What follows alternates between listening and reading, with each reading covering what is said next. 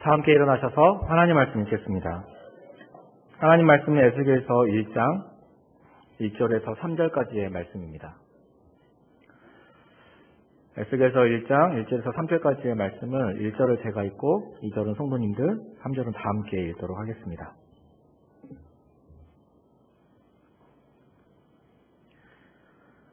서른째 해 넷째 달 초닷새에 내가 그발 강가 사로잡힌 자 중에 있을 때에 하늘이 열리며 하나님의 모습이 내게 보이니 여호와긴 왕이 사로잡힌 지 5년 그달 초닷새라. 갈대아 땅 그발 강가에서 여호와의 말씀이 부시의 아들 제사장 나 에스겔에게 특별히 임하고 여호와의 권능이 내 위에 있으니라. 아멘. 시간 사로잡힌 땅에서 열린 하늘이라는 제목으로 담임 목사님 말씀 전해 주시겠습니다. 수인교회 담임 목사가 우리 사회 보시는 신기동 목사님께 미리 얘기를 안 했나 보네요. 오늘 말씀은 부시의 아들 제사장 그리고 선지자인 나 에스겔이 전하도록 하겠습니다. 바벨론 그발 강가에 있을 때에 사로잡힌 자들 가운데 하늘이 열리고 하나님의 말씀이 나 에스겔에게 임하여 그 순간부터 나는 하나님의 선지자가 되었습니다. 여호야긴 왕 사로잡힌 지 5년 되었을 때에 내 나이 30세 내가 제사장 역할을 수행해야 되는 그 해에 하늘이 열리고 하나님께서 보여주신 천상의 환상, 하나님의 음성, 이 시간 그 모든 것들을 여러분들 앞에서 생생하게 증언하려 합니다. 할렐루야. 주님께 성도 여러분 반갑습니다. 특별히 오늘 말씀 가운데 내가 보았던 그 생생한 하늘의 환상을 보여주기를 원합니다. 내가 들었던 하나님의 그 거부할 수 없는 음성을 들려주기를 원합니다. 하나님의 그 말씀은 이스라엘의 심판에 대한 거부할 수 없는 말씀이었습니다. 그러나 신실하신 이스라엘의 하나님께서 하나님의 백성 이스라엘을 회복시켜 주시겠다라는 약속의 말씀도 들려주셨습니다. 이미 수인교회 성도들 중에는 나 에스겔이 친히 쓴 에스겔서를 지난 한 주간 동안 묵상하신 분들도 많이 있을 것입니다. 그런데 많이 어려웠죠? 그래서 제가 좀 더 이 시간을 통해서 직접 보고 들은 것들을 말씀드리겠습니다. 1장부터 5장까지 많이 어려웠던 하늘의 그 글을 이 시간 사람의 말로 풀어 여러분들한테 소개할 때에 여러분들 포기하지 마시고 앞으로 이어진 에스겔서를 계속 묵상하시기를 바랍니다. 이번 한 주간에도 새벽 예배를 통해서 우리 수인교회 교육자들이 또 말씀을 풀어줄 것이고 또 여러분들이 또한 구입한 매일 성경 말씀을 통해서 묵상하시기 바랍니다. 또 앞으로도 여름 내내 이 강단을 통해서 김유한 담임 목사가 다음 주부터 강론할 것입니다. 특별히 오늘 나는 이스라엘에 대한 하나님의 심판에 대해서 그리고 그 심판을 백성들에게 들려주게 하기 위해서 나를 어떻게 부르셨는지 그리고 내가 어떻게 순종했는지를 말씀드리겠습니다. 하나님의 말씀을 받아 먹으라 할 때에 나는 그 말씀을 그대로 받아 먹었습니다. 그 순간 그 말씀의 달기가 꿀과 같았습니다. 사랑하는 성도 여러분, 귀 막지 마시고 졸지 마시고 하나님의 말씀을 받아 먹으시기 바랍니다. 꿀송이처럼 단 그 말씀이 여러분들을 살리고 여러분들에게 능력이 될 것을 믿습니다. 먼저 사로잡힌 땅에서 열린 하늘에 대해서 소개하기 원합니다. 2600년 전 여호야긴 왕이 바벨론으로 사로잡혀 온 때에 나도 함께 사로잡혀 왔습니다. 그때 이미 바벨론 땅에 10여 년 전 1차로 사로잡혀 온 유대 민족이 있었습니다. 그들은 다니엘 선지자와 함께 이미 사로잡혀 온 왕족들, 귀족들, 기술자들이었습니다. 하나님께서 다니엘을 바벨론의 왕실과 정치를 통해서 누가 살아계신 만군의 여호와 하나님이시고 역사를 주관하시는 참된 왕이신지를 보여주시기를 원하셨다라면 하나님께서 또한 나를 부르셔서 그발 강가의 포로 수용소처럼 난민들로 북적대는 그 가련한 이스라엘 백성들에게 하나님의 말씀을 전하게 하셨습니다. 또한 여러분들도 아시는 것처럼 예루살렘 유대 땅에 남겨진 자들, 그들은 결국 포로로 끌려오지도 못하고 버려진 땅과 함께 남겨져서 그들 중에는 애굽으로 다시 도망가는 사람들도 있을 것입니다. 그러한 사람들을 위해서도 하나님께서는 예레미야 선지자를 남겨두셨습니다. 이처럼 나는 다니엘과 예레미야와 더불어 동시대에 부름을 받았지만 우리는 각각 다른 곳에서 하나님의 말씀을 전하는 사명을 감당하고 있습니다.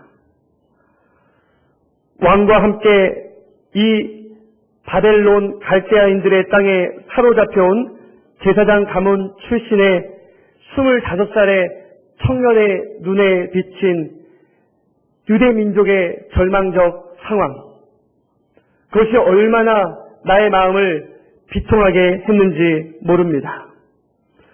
그들의 삶은 너무도 절망적이어서 사로잡힌 땅에 묶여있는 그들의 끝없이 나락으로 떨어지는 그 절망스러운 마음을 나는 그들의 눈빛을 통해 읽을 수가 있었습니다. 그들은 처음 바벨론 땅에 사로잡혀 왔을 때만 해도 조금만 있으면 다시 이스라엘 땅으로 하나님의 성전이 있는 예루살렘으로 돌아갈 수 있을 줄 알았습니다. 그런데 10년 후 나와 함께 여호야긴 왕이 1만 명의 또 다른 사람들과 함께 사로잡혀 온 것을 본 순간 그들의 마음은 절망 그 자체였습니다. 왜 그런 줄 아십니까? 적어도 그들의 마음 가운데는 하나님께서 다윗의 자손으로 세운 그 여호야긴 왕이 아직도 이스라엘 땅에서 왕으로 통치하고 있다는 것이 그들에겐 소망이었습니다. 아직도 화려하고 웅장한 솔로몬 성전이 하나님의 약속을 상기시키며 저 예루살렘에 서 있다는 것이 그들이 곧 돌아갈 회복을 상기시켜주고 있었습니다. 그런데 나와 함께 묶여 다윗의 자손인 여호야긴 왕이 함께 포로로 잡혀온 것을 보았을 때 그들은 그들의 눈으로 보고 있는 그 광경을 믿고 싶어 하지 않았습니다. 나 또한 1500km를 넘게 걸어온 다리가 아픈 것보다도 묶여있는 이 손목이 저린 것보다도 절망 가운데 처한 우리 민족의 그 현실을 생각할 때에 나의 마음도 끝없이 사로잡혔습니다. 절망 가운데, 어둠 가운데 사로잡힐 수밖에 없었습니다. 더군다나 두 번째로 사로잡혀 우리들의 손에는 하나님께서 예레미야 선지자에게 주신 편지가 있었습니다. 그 편지에 뭐라고 쓰여 있는지 아십니까? 너희들 곧 돌아오게 하겠다. 그 말이 아니었습니다. 그 사로잡힌 땅 갈대아인의 바벨론에서 너희들은 집을 짓고 포도원을 세우고 자녀들을 결혼시켜라. 너희들은 그곳에 오래오래 살 것이다 라는 하나님의 선지자 예레미야의 글이 이미 사로잡힌 땅에 있는 모든 유대 백성들에게 퍼졌습니다. 이게 웬일입니까? 어찌된 일입니까? 하나님께서 우리를 버리신 것입니까? 우리는 이제 이곳에 언제까지 사로잡혀 있어야 한단 말입니까? 그러한 절망감과 두려움만 우리를 붙들고 있었습니다. 모든 것이 다 절망 가운데 사라져가는 어느 날 여호야긴이 함께 사로잡혀 온 지 5년째 되던 해, 내가 제사장 직무를 수행해야 할 30세 되는 해, 하늘이 열리고 하나님의 모습이 보였습니다. 천상의 그 영광스러운 모습과 함께 하나님께서 나에게 분명히 말씀해 주셨습니다. 나는 지금 여러분들에게 내가 본 그 광경과 내가 들은 그 하나님의 음성을 들려주고자 합니다. 사랑하는 수인교회 성도 여러분, 여러분들의 왕이 사로잡힌 때는 언제입니까? 여러분들의 왕이 사로잡혀 보아야, 여러분들이 절망 가운데 갇혀 보아야, 그때 비로소 참으로 살아계신 여러분들의 왕이 누구인지를 알게 될 것입니다. 사방으로 우려쌈을 당해 보아야, 온통 가슴을 답답하게 하는 사방의 적으로 둘러싸여 보아야 여러분들은 비로소 위로 하늘이 열려있다는 사실을 알게 될 것입니다. 하늘을 보며 하나님의 그 음성에 귀를 기울이고 하나님을 향해 부르짖게 될 것입니다.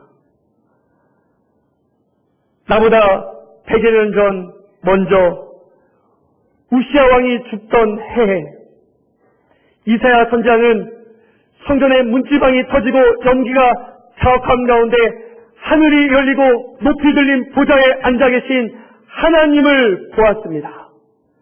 하나님의 그 거룩의 현존 앞에서 이사야 선지자는 화로다 나여 망하게 되었도다. 죽을 수밖에 없는 자신이 그 죄악을 보게 되었고 그 죄스러운 입술을 핀 숯에 대어 지졌습니다. 그리고 그는 하나님 앞에 주여 나를 보내소서 내가 여기 있습니다. 하나님께 들림받고 쓰임받는 선지자가 될 수 있었습니다. 우시아 왕이 죽던 해 아무런 가망과 간흥이 다 사라지는 그 절망의 순간 이사야 선지자도 하늘을 보고 거룩한 하나님의 현존 앞에 사명을 깨닫게 된 것입니다. 나의 사랑하는 메시아, 우리의 영원한 왕 예수 그리스도, 말씀이 육신이 되어 이 사로잡힌 어두운 땅에 그분이 오시게 된 지 30년 되던 해, 요단강 물에서 세례 요한에게 세례를 받으며 무릎을 꿇었을 때, 그때 하늘이 열리고 비둘기같이 임한 성령과 함께 우리의 메시아 예수님은 하나님의 음성을 듣게 되었습니다. 너는 나의 사랑하는 아들이요 내 기뻐하는 자라. 하늘이 열리고 하나님의 그 음성을 들은 예수 그리스도, 그부터 대제사장으로서 왕으로서 선지자로서 하나님의 그 공생의 사역을 시작할 수 있게 된 것입니다. 그렇다면 사랑하는 수익교회 성도 여러분, 여러분들의 사로잡힌 땅은 어디입니까? 사로잡힌 때는 언제입니까? 무엇 때문에 사로잡혀 있습니까? 무엇이 그토록 여러분들의 그 마음을 사로잡고 있느냐 하는 것입니다. 심한 염려로, 물질로, 가난으로, 질병으로, 여러 복잡한 관계로 사로잡혀 있습니까? 믿음 없음 때문에, 두려움 때문에, 가망 없는 여러분들이 상한 그 현실에 사로잡혀 있습니까? 사랑하는 승인의 성도 여러분, 우리의 모든 것이 사로잡혀 버린 그 순간 하늘을 보시기 바랍니다. 열린 하늘 사이로 높이 들린 보좌에 앉아 계신 하나님을 보시기 바랍니다. 하나님께서 여러분들을 향해 들려주시는 그 음성을 들으시기 바랍니다. 그 보좌 옆에 어린 양께서, 우리의 사랑하는 메시아께서 여러분들을 위해서 기도하시는 그 모습을 보시기 바랍니다. 우리의 중보자 되신 예수 그리스도께서 지금도 두 팔 걸려 여러분들을 향해 기다리고 있는 그 모습을 보시기 바랍니다. 사방으로 사로잡혀 있는 그 순간, 그때 열린 하늘을 보십시오. 하늘의 음성을 들으십시오. 여러분들의 진정한 왕이 누구인지 알게 될 것입니다. 역사를 주관하시는 하나님께서 여러분들의 삶의 구석구석을 다스리시고 여러분들의 상처의 구석구석을 만져주시는 참 왕이시오 참 아버지이심을 알게 될 것입니다. 여호야긴이 사로잡혀 온 땅 이 바벨론에서조차 이 세상을 주관하는 왕은 느부갓네살 왕이 아니라 높이 들린 보좌에 앉아 계신 하나님이심을 나는 보았습니다. 여러분은 무엇을 보십니까?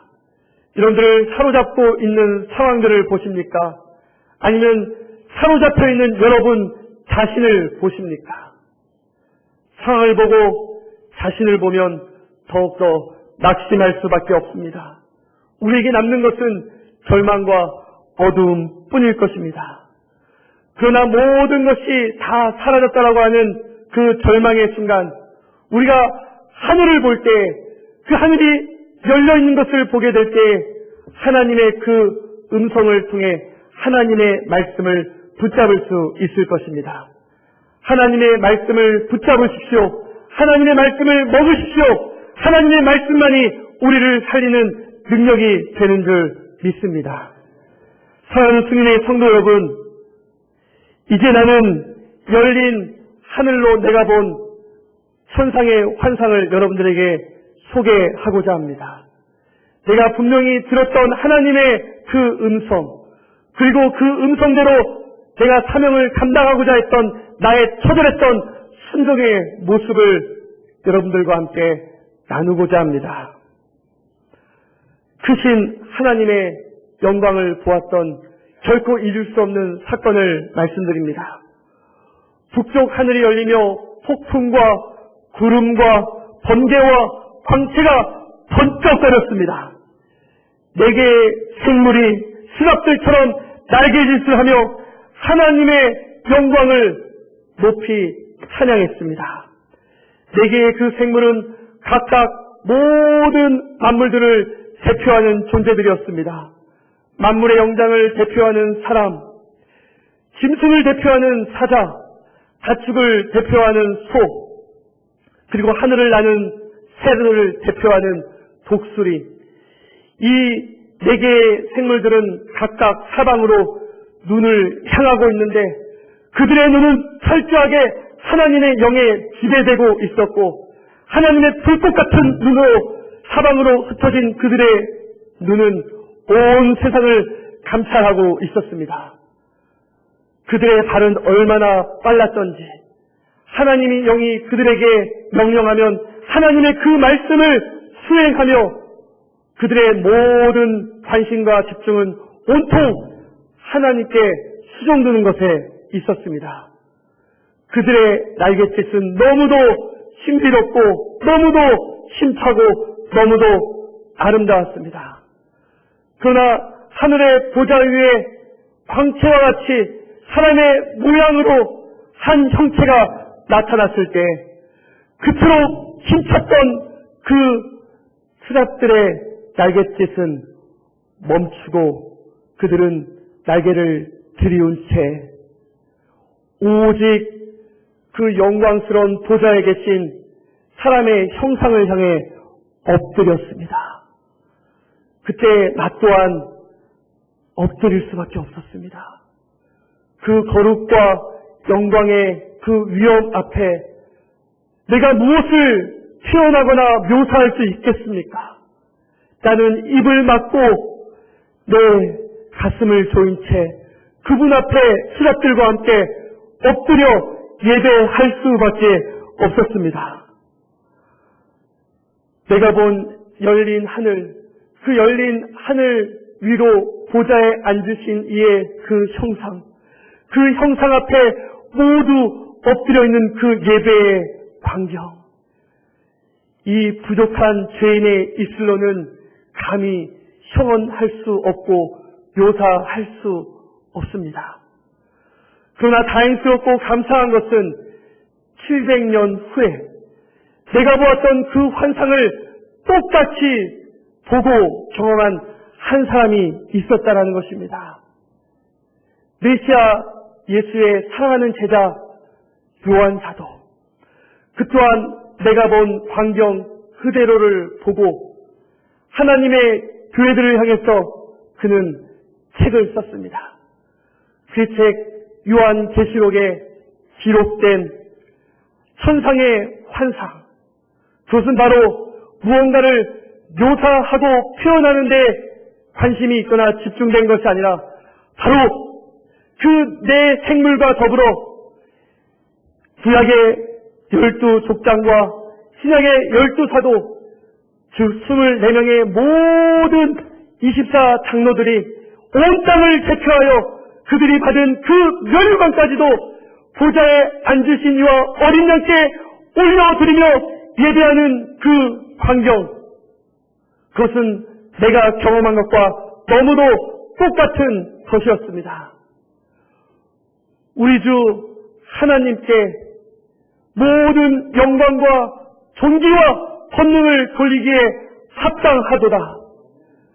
그는 모든 만물을 지으신 자요, 모든 만물이 그의 뜻대로 있었고 그로 말미암아 지음을 받은 것이로다.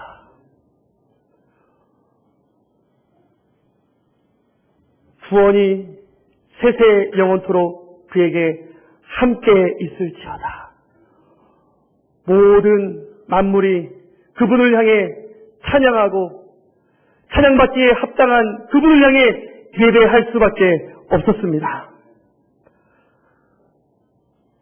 그러나 두려워 함께 엎드려 있는 나를 일으켜 세우신 그 권능에 대해서 이 시간 소개하기 원합니다. 하나님의 그 크신 영광 앞에 압도되어 엎드려 있는데 하나님이 말씀하십니다. 내 발로 일어서라. 그런데 나는 도무지 내 무릎이 떨려 일어설 수가 없었습니다. 일어날 힘이 없었습니다. 그 순간 하나님의 권능의 영이 나를 일으켜 세웠습니다. 나를 일으켜 세우시고는 하나님의 음성을 들려주었습니다. 그 음성은 결코 잃을 수 없는 너무나도 분명하고 똑똑한 하나님의 음성이었습니다. 이 폐역한 족속, 뻔뻔한 백성, 마음이 우둔한 이스라엘 백성에게로 너는 가라. 그들이 듣든지 아니 듣든지 그들에게 내가 너에게 준 말을 전하라 하시는 것이었습니다. 나는 이스라엘 백성이 왜 이 바벨론 갈대아인들의 땅에 사로잡혀 왔는지 그 이유를 너무도 잘 알고 있습니다. 하나님께서 선택하시고 사랑하셔서 그 간간한 광야의 땅을 지나 약속의 땅을 주셨건만 그들은 끝없이 범죄하고 우상숭배하고 하나님을 배반하였습니다. 그들의 죄 때문에 이제 그들은 하나님의 심판을 받아 이 바벨론 땅까지 사로잡혀 온 것입니다. 그러나 신실하신 하나님께서는 이 사로잡힌 땅에서조차 당신의 백성들이 회개하기를 원하신 것이죠. 그래서 나 같은 자를 부르신 것 아닙니까? 그래서 먼저 다니엘을 보내신 것 아닙니까? 그 남겨진 백성들조차 회개케 하기 위해 예레미야 선지자를 남겨두신 것 아닙니까? 지금도 수많은 폐역한 족속들을 향해 하나님께서는 하나님의 사람들을 보내시고 그들에게 하나님의 말씀을 전하라 하십니다.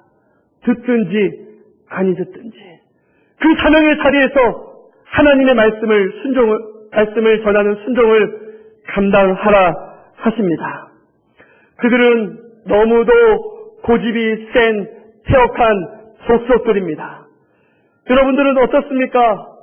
내가 섬겨야 할, 제가 사명을 감당해야 될 이스라엘 민족들은 부싯돌보다도 바윗돌보다도 더욱더 뻔뻔하고 그들은 마치 철판을 얼굴에 깐 그 낯짝과 같이 고개를 쳐들고 하나님의 말씀을 전하는 나를 향해서 아무런 반응도 하지 않았습니다.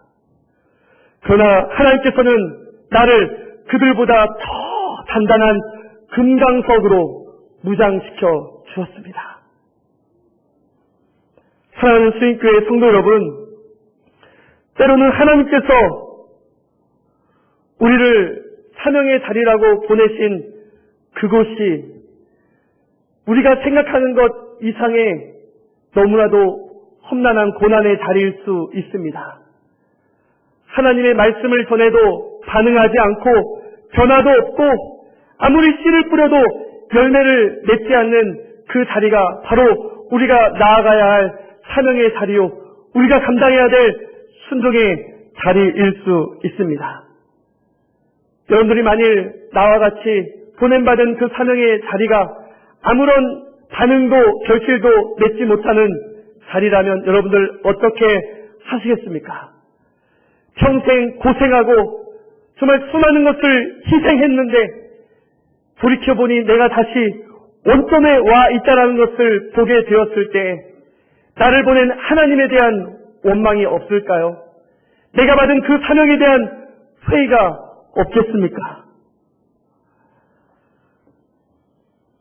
어떤 면에서 나라는 존재는 하나님의 백성들에게 좋은 모델이 될 수가 있습니다. 하나님께서는 반드시 그들의 사랑하는 선지자들에게, 하나님의 사람들에게 어떠한 결과라든지 열매라든지 성취를 기대하는 분이 아니라는 것을 나의 순종하는 삶을 통해 보여주려 하신 것 같습니다. 내가 부름받고 보냄받은 그 목적이 무엇인지 아십니까? 그들이 변화되고 돌이켜 하나님을 알게 함이 아니었습니다. 그들 중에 선지자가 있었음을 알게 하기 위하여, 그들이 반응하지 않더라도, 그들이 변화되지 않더라도, 말씀을 듣지 않더라도 그래도 신실하신 하나님께서 그들 중에 선지자를 보내서 선지자가 그들 중에 있게 하심을 알게 하기 위해서 본래부터 하나님은 그러한 기대와 목적을 갖고 나를 사로잡힌 땅에 보낸 것입니다. 사로잡힌 백성들의 그 강팍한 마음 가운데 하나님의 말씀을 전하라 하신 것입니다.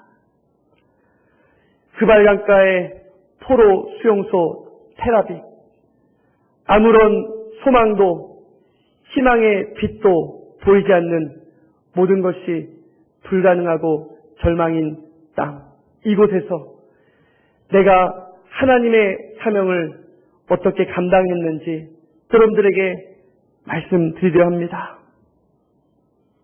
사랑하는 수인교회 성도 여러분, 그런데 이런 사명자의 모습, 그것이 어찌 선지자에게만 해당되는 말이겠습니까? 우리가 살아가는 세상은 힘이 어둡고 폐역한 세상입니다. 우리가 아무리 의롭고 정직하고 성실하게 살아가며 많은 희생을 치르더라도 그 대가처럼 우리에게 고스란히 돌아오는 세상이 아니에요. 너무나도 억울하고 참 우리 많은 것들을 속이며 달려드는 그러한 세상 가운데 우리는 사로잡혀 있습니다. 그렇다고 해서 우리가 부름받고 보냄받은 그 순종의 길을 포기하시렵니까? 우리는 직접 열매 보기를 애타게 갈망할지라도 열매 없는 현실 앞에서 좌절하고 실망할 때가 얼마나 많이 있습니까? 하지만 여러분들에게 꼭 말씀드리고 싶습니다. 열매는 우리의 영역이 아니라 하나님의 영역이라는 것을 말이죠. 심은 자와 물 주는 이는 사람일 수 있지만 그것을 자라게 하고 거두는 이는 하나님이심을 기억하시기 바랍니다. 하나님이 나의 삶을 형통하게 하시는 것보다도 내가 기대하는 그 결과를 이루시게 하는 것보다도 하나님께 순종하며 하나님께서 맡기신 그 사명의 자리를 지켜내는 것, 그냥 그곳에 살아가고 존재하는 것, 하나님께서는 그런 나의 모습을 보시며 기뻐하십니다. 내가 무언가 추수할 것을 거두어 열매를 보여드리는 것을 기뻐하는 것이 아니라 하나님께서 나를 보내신 그 땅에 내가 살아가는 것, 하나님의 뜻을 이루며 순종하는 것, 하나님께서 나에게 기대하시는 것은 바로 그런 모습입니다.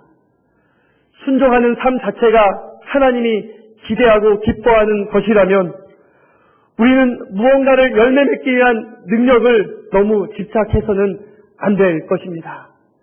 때로는 우리에게 재물이 없고 실력이 없고 무언가를 돌파할 만한 능력이 없다 할지라도 하나님께서 보내신 그 사명의 자리에서 우리가 끝까지 순종할 수 있다면 하나님께서 그런 우리를 끝까지 붙들어 주시고 인정해 주실 것입니다.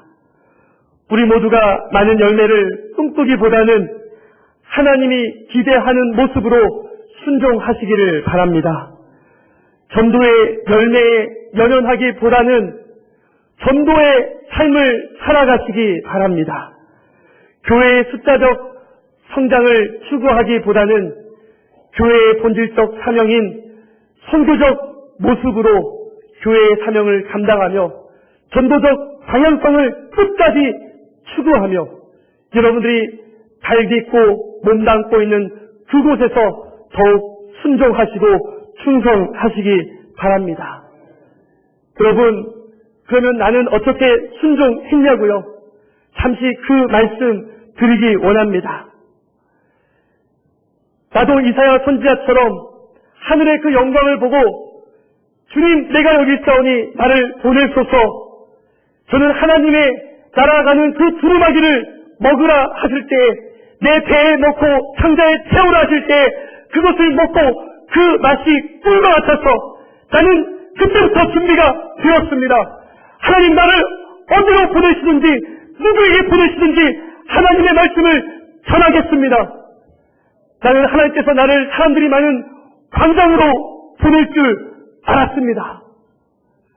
그런데 사랑하는 승인의 성도 여러분, 제가 가장 먼저 가야 할 그 사명의 자리가 어딘 줄 아십니까? 바로 나의 집이었습니다. 내 골방이었어요. 내 집으로 들어가 문밑장을 닫아 걸어 채우라고 말씀하십니다. 스스로 갇히고 스스로 다치고 스스로 줄로 동여매라 하십니다.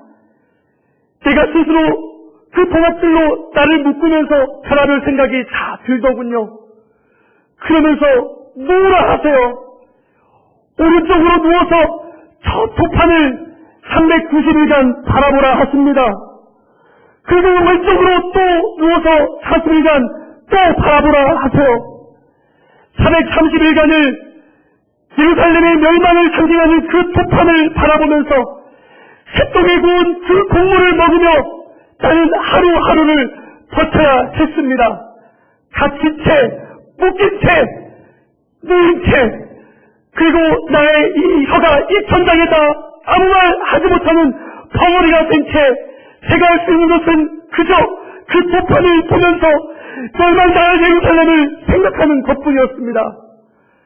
430일, 그것은 하루를 1년으로 계산하여 430년간 이스라엘 백성이 애굽 땅에서 종노릇했던 그 고통을 다시 한번 생각해 보라는 것입니다.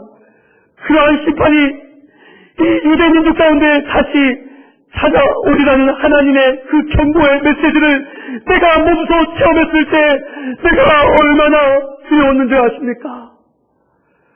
그런데 하나님께서 그리고 말씀하신 것은 내가 도무지 감당할 수 없는 고통이었습니다. 나의 기뻐하는 자, 나의 사랑하는 가족, 나의 아내와 나의 자식들을 하나님께서 데려가신 것입니다. 그리고 나보고 슬퍼하지 말라 하십니다. 소망도 지우지 말라 하십니다. 슬퍼할 자격이 없다는 것이죠. 나는 그렇게 나의 무너져가는 가슴을 억누른 채 그렇게 하나님의 말씀에 순종해야 했습니다. 그것이 바로 우리 민족이 당한 앞으로의 그 심판이기에 나는 가슴을 쥐어짜며 그 아픔을 먼저 감당해야 했습니다. 그 순종의 자리에서 이제 내가 뭔들 못하겠습니까? 아무리 굳은 백성들이라 할지라도 그들에게 나아가지 못하겠습니까? 하나님께서 나를 어디로 보내시든지 나는 이제 무엇이든 감당할 용기가 생겼습니다. 사랑하는 주님의 성도 여러분, 이런 엉뚱하고 고난받는 나는 하나님의 선지자 맞습니까? 상징적인 행위로 이상하게 보이고 사랑하는 가족까지 잃은 그러한 이루 말할 수 없는 고난도 받았지만 나는 하나님께서 보냄받은 선지자 맞습니다. 하나님께서 보내신 그 땅에서 사명을 감당하며 하나님의 말씀에 순종하는 선지자 맞습니다. 솔직히 어떤 경우엔 차라리 내가 침을 맞고 돌을 맞으며 그렇게 당당하게 하나님의 말씀을 전하다가 핍박받으면 좋겠다라는 생각도 해보았습니다. 그저 아무 말 하지 못한 채 다치고 묶여 누워서 찡찡대며 가슴 아리하는 그것이 무슨 하나님의 사명을 감당하는 모습입니까? 그런데 하나님께서는 그런 절망의 자리에 제가 순종하며 나아갔을 때 그런 나를 위로해 주셨습니다. 사랑하는 성도 여러분, 사로잡힌 땅에서 하나님께서 나에게 들려주신 말씀은 예배하라입니다. 일어서라입니다. 순종하라입니다. 여러분들에게 동일한 말씀을 드리기 원합니다. 하늘은 스스로 돕는 자를 돕는다 하지 않습니까? 절망의 언덕을 힘겹게 수레를 끌고 가다가 주저앉았을 때 사람들에게 도움을 요청해 보십시오. 아무도 도와주지 않을 수 있습니다. 그러나 그 절망의 자리를 딛고 다시 하늘을 보며 힘겹지만 이를 악물고 수레를 다시 끌어보십시오. 그러면 분명히 도움의 손길을 경험하게 될 것입니다. 절망의 자리에서 하늘을 보십시오. 그리고 일어서십시오. 일어날 힘조차 없을 때 하나님의 권능의 손이 여러분들을 일으켜 세우실 것입니다. 하나님의 말씀이 여러분들을 먹이실 것입니다. 하나님의 말씀을 먹으십시오. 여러분들을 위로하고 축복하는 말씀만 골라먹지 마시고 하나님의 말씀, 모든 말씀은 살아계신 하나님의 말씀입니다. 그 말씀을 먹고 살아갈 용기와 힘을 내십시오. 하나님의 말씀만이 여러분들의 능력이 되는 것입니다. 하나님 앞에 바짝 엎드릴 때 그때 비로소 우리는 절망을 딛고 일어설 힘을 얻게 되는 것입니다. 절망 가운데 엎드려 우리가 하늘을 볼 때 그때 비로소 일어나라 말씀하시는 하나님의 음성을 들을 수가 있는 것입니다. 하나님의 말씀이 나를 먹이실 때 그때 비로소 우리는 사명을 감당할 힘을 얻게 되는 것이죠. 그리고 우리는 그 힘을 가지고 순종해야 합니다. 그 힘을 가지고 어디에 쓰시겠습니까? 그 재물을 가지고 무엇에 쓰시겠습니까? 그 건강을 가지고 왜 살아가십니까? 사명의 자리로 나아가십시오. 순종의 자리로 나아가십시오. 말씀을 전해도 들을 사람이 없을 수 있습니다. 나처럼 갇히고 묶이고 말도 못하고 찡찡대며 그렇게 들어 누워 있어야 할 그러한 고난의 순간을 맞이할 수도 있습니다. 또 누군가 고난당하는 자들과 함께 신음하며 그 사람들에게 생명을 불어넣는 그 사명의 자리가 바로 여러분들이 순종해야 할 자리일 수도 있습니다. 듣는 사람이 없어도 또 여러분들에게 반응하는 사람이 많지 않아도 아니 그 사람이 딱 한 사람뿐이어도 여러분들이 지금 몸담고 있는 그 직장에서 가정에서 교회에서 여러분들을 향해 여러분들을 바라보는 그 눈빛을 느끼실 것입니다. 여러분들을 향해 외치는 그 소리를 들을 수 있을 것입니다. 여러분들을 향해 몸부림치는 그 신음하는 몸부림을 여러분들은 마주하게 될 것입니다. 그 말씀 나에게도 들려주시오. 그러나 기억하십시오. 아브라함, 야곱, 요셉, 모세와 엘리야, 예레미야, 수많은 선지자들, 그리고 바울과 요한, 그리고 우리의 사랑하는 고난받는 종 메시아 예수 그리스도, 그들은 언제나 하나님의 사명을 감당하는 순종의 자리에서 묶여야 했고 갇혀야 했고 고난받아야 했습니다. 심지어 죽어야만 했지요. 500년 전 저 나가사키의 아마쿠사에서 수많은 일본인들은 묶이고 갇힌 채 그들의 머리가 달려나갔습니다. 지금도 신음하고 있는 수많은 땅들이 있습니다. 그러나 그것이 우리의 골방이든 그것이 열방의 선교지이든 하나님께서 우리를 보내신 그 자리, 바로 그것이 우리가 사명을 감당하며 순종해야 할 자리입니다. 사랑하는 승의 성도 여러분, 그러나 저에게 이러한 고난의 순간만 있었던 것은 아닙니다. 마른 뼈들이 가득한 그 골짜기에서 하나님의 말씀을 전하라 하실 때 내가 하나님의 말씀을 전했고 그때 그 마른 뼈들이 하나님의 큰 군대로 일어나는 것을 보았습니다. 하나님의 성전에서 나오는 그 물이 능히 헤엄칠 수 없는 수많은 물을 이루며 저 죽은 사해바다를 적시고 수많은 생명을 살리며 새 예루살렘 마지막 때에 그것을 나로 하여금 하나님께서는 예언하게 하셨습니다. 사랑하는 성도 여러분, 이제 함께 찬양을 부르며 여러분들과의 귀한 만남을 마무리 지으려 합니다.